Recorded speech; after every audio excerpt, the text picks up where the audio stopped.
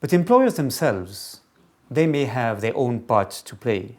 They too may contribute to the improvement of labor standards in the agricultural sector.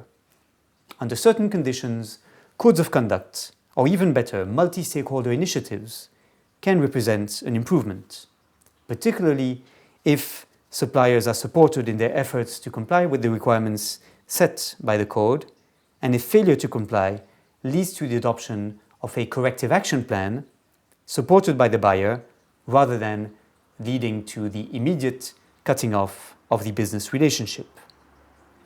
International framework agreements negotiated between global unions and transnational corporations are particularly promising, since such international framework agreements may empower the local unions and since they are monitored by workers' representatives themselves. Out of a total of some 72 international framework agreements concluded worldwide, 5 have been entered into by global retailers and commodity buyers. I express the hope that this figure will rise significantly in the future, as an improved ability for unions to operate is a vital complement to the expansion of global supply chains.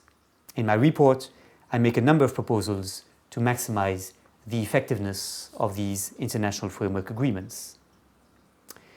Smallholders are the second vulnerable group within the food systems today. One way to support them is to help them overcome the obstacles which they face when seeking to join the global supply chains. But it is, of course, equally important to ensure that these smallholders have real alternatives open to them. The existence of vibrant local and regional markets is the most effective way to strengthen the bargaining position of smallholders in the global supply chains. And what we most urgently need to overcome is the current segmentation or dualization of the farming system.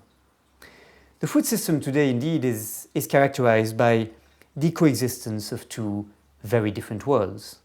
On the one side, the most competitive and the largest producers have access to the high-value export markets since they can comply most easily with the volumes, standards, and traceability requirements which are imposed by global retailers following the demand of consumers in rich countries.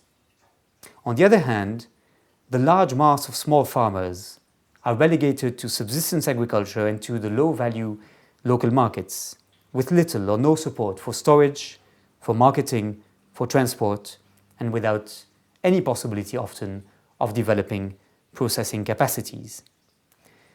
In this spirit, the report recommends that states increase the range of options open to smallholders.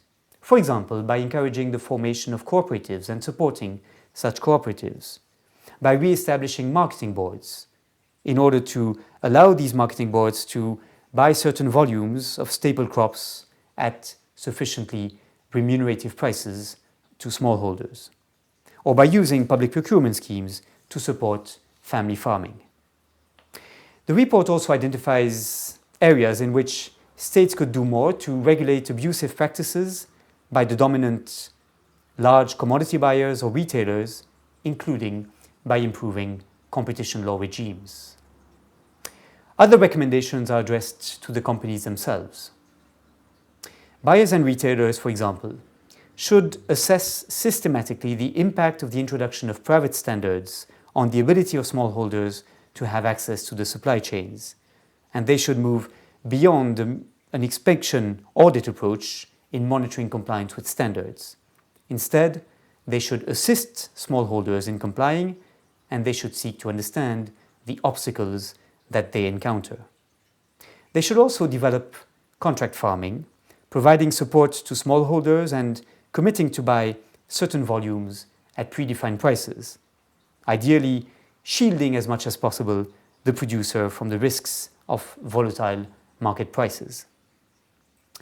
Finally, much more should be done to support fair trade schemes that guarantee a floor price to producers, a price that can be significantly above the conventional world market price, and that covers the cost of sustainable production and the cost of living, but also allows for investments in certain public goods at the level of their communities. Taken together, these different reforms have the potential of steering the food systems away from the current dualization and segmentation, making them more fair and more inclusive, and allowing a more equitable distribution of the gains. Although there will be many sources of resistance, and although we should not underestimate the inertia of the existing practices, the rapid transformation of the food systems that are currently underway can be an opportunity to be seized upon.